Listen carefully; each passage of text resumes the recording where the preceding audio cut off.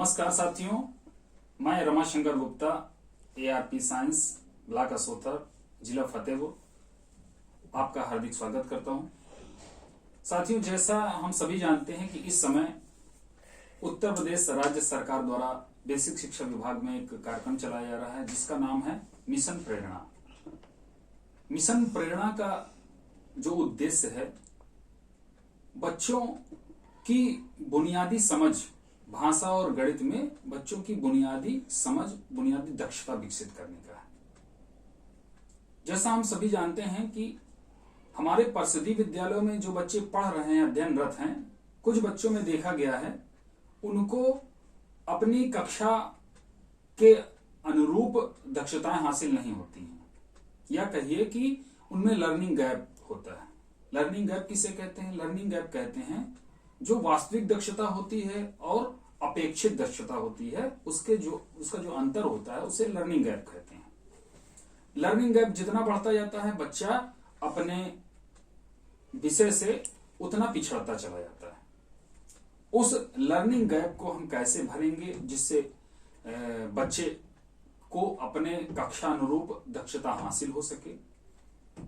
तो हम लोग लर्निंग आउटकम्स की बात करते हैं। उन लर्निंग आउटकम्स की बात करते हैं जो उसको भाषा और गणित में अपनी कक्षा अनुरूप होना चाहिए। उसके लिए हमको क्या करना है?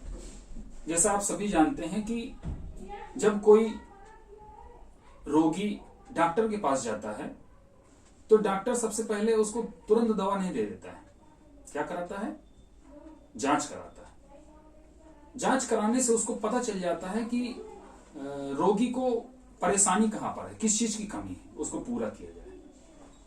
तो इसी तरीके हम बच्चों को कैसे जान सकें भाषा और गणित में जो बच्चे अध्ययनरत हैं वो इस समय किस लर्निंग आउटकम्स पर हैं, उसके लिए हमको आधारभूत आकलन प्रपत्र बनाने की बात है। आधारभूत आकलन प्रपत्र बनाने के संबंध में जो हमारा मॉड्यूल ध्यानाकर्षण मॉड्यूल है उस पर पूरा विवरण अंकित है।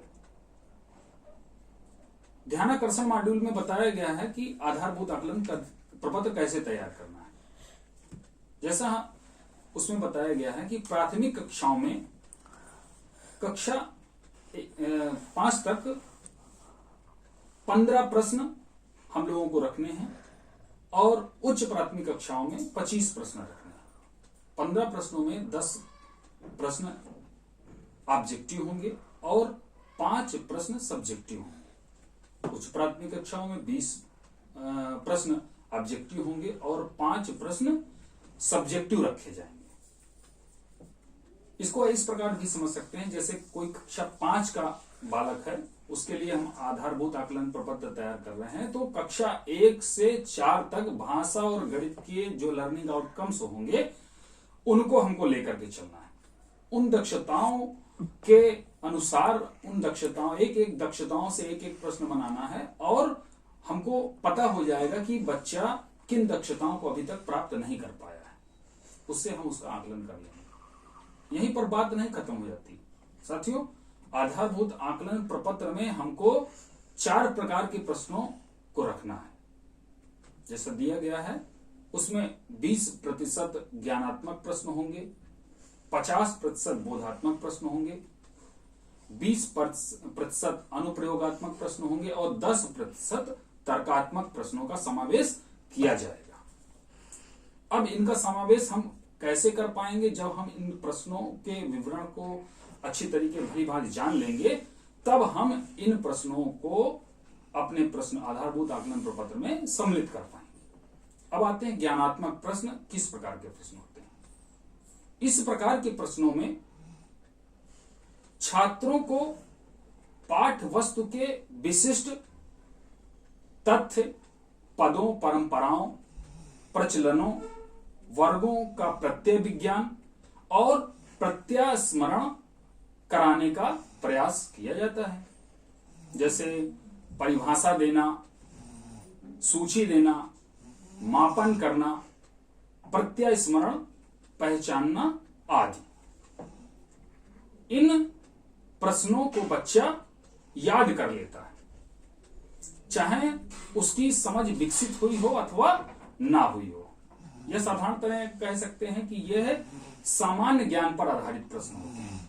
उदाहरण के तौर पर हम समझ सकते हैं, जैसे हमारे भारत देश की राजधानी क्या है, हमारे भारत देश के राष्ट्रपति का क्या नाम है, या हमारे भारत देश के प्रधानमंत्री का क्या नाम है, या संज्ञा की परिभाषा, सर्वनाम की परिभाषा, इस प्रकार के प्रश्न आते हैं। जैसे हमने बच्चे को कोई चित्र दिखाया, 4-5 चित्र हैं, उनमें से पूछ सकते हैं कि बेटा बताओ इसमें सुभाष चंद्र बोस का कौन सा चित्र है। यदि बच्चे ने कभी सुभाष चंद्र बोस को देखा होगा तो तुरंत वो महसूस करेगा कि हाँ, सुभाष चंद्र बोस जी चश्मा लगाते थे, टोपी पहनते थे, वर्दी पहनते थे, तो हाँ ये सुभाष चंद्र बोस जी होंगे। तो कहने का मतलब है कि बच्चे ने को प्रत्यास्मरण हो गया, उसने कभी देखा था सुभाष चंद्र बोस जी का चित्र और आज उसने पहचान लिया। फिर दूसरे तरीके के प्रश्न आते हैं, बोधात्मक प्रश्न। बोधात्मक प्रश्न कैसे होते हैं? छात्रों को पाठ्य वस्तु या विषय वस्तु का बोध हुआ है कि अथवा नहीं हुआ है, इसके लिए उद्देश्यपूर्ण बोधात्मक प्रश्न किए जाते हैं। यह जब हम पाठ पढ़ा देते हैं तो उसकी व्याख्या के बाद किए जाते हैं। बच्चा इन प्रश्नों में खुद स्वयं जुड़ाव महसूस करता है, बोध होता है उसको। जैसे हम बच्चे को कहानी सुनाते हैं प्यासे कौवे की, फिर पूरी कहानी सुनाने के बाद बच्चे से पूछते हैं बताओ बेटा कि किस मौसम की बात हो रही है, तो बच्चे बताए कि गर्मी की मौसम की बात हो रही है। फिर बच्चे से पूछ सकते हैं कि अच्छा बेटा बताओ कौवा क्यों किसकी तलाश में घूम रहा था, तो बताएगा कि पानी की तलाश में घूम रहा था। तो इसी तरीके से जो ज्ञान है उसको वह बोध करता है। तीसरे प्रकार के प्रश्न आते हैं अनुप्रयोगात्मक प्रश्न। अनुप्रयोगात्मक प्रश्न कैसे होते हैं? ये ऐसे प्रश्न होते हैं जिसमें बच्चा आत्मसात किए हुए ज्ञान को परिस्थितियों के अनुरूप प्रयोग कर सकता है। कहने का मतलब है कि वह अपने ज्ञान को प्रयोग करके बताता है, उस ज्ञान को परिस्थितियों के अनुसार अपने भौतिक परिवेश में, अपने व्यवहारिक जीवन में उसका उपयोग करता है। जैसे जांच करना, प्रदर्शित करना, गणना करना, संशोधित करना और पूर्व कथन देना आदि। अनुप्रयोगात्मक प्रश्न इस प्रकार के भी प्रश्न हो सकते हैं, जैसे हम इस प्रकार से कह सकते हैं कि बेटा कौवा प्यासा था, यदि तुम उस जगह होते तो क्या करते? तो बच्चा अपने ज्ञान को बताएगा कि मैं क्या करता। या सपोज करिए बच्चे तुम्हारे पास यदि 10 रुपए हैं, तुमको बाजार में भेजा गया, तुमको एक टॉफी लानी है, एक पेंसिल लाना है, एक रबड़ लाना है, कटर लाना है, तो बच्चा जाएगा और सपोज करिए 2 रुपए की रबड़ लिया, 3 रुपए की पेंसिल लिया, 3 रुपए का पेन लिया, तो वह वापस कितने पैसे ला रहा है? 3, 3, 6, 2, 8 रुपए खर्च करके 2 रुपए वापस ला रहा है। तो इसका मतलब उसको अपने आत्मसात किए गए ज्ञान का व्यवहारिक प्रयोग कर पा रहा है। चौथे प्रकार के प्रश्न है तर्कात्मक प्रश्न। तर्कात्मक प्रश्न किस प्रकार के होते हैं?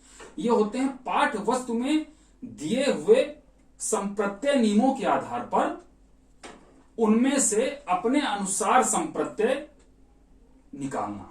कहने का मतलब है कि जो उसने सीखा है, इसको सरल शब्दों में हम समझ सकते हैं कि किसी नियमों का पालन करते हुए, किसी सूत्र का प्रयोग करते हुए, संप्रत्यय निकालते हुए, अपने तर्क के आधार पर, समझ के आधार पर उसको, अपनी समझ तर्क के आधार पर उसको व्यक्त कर पाता है या अपने कथन पर बता पाता है।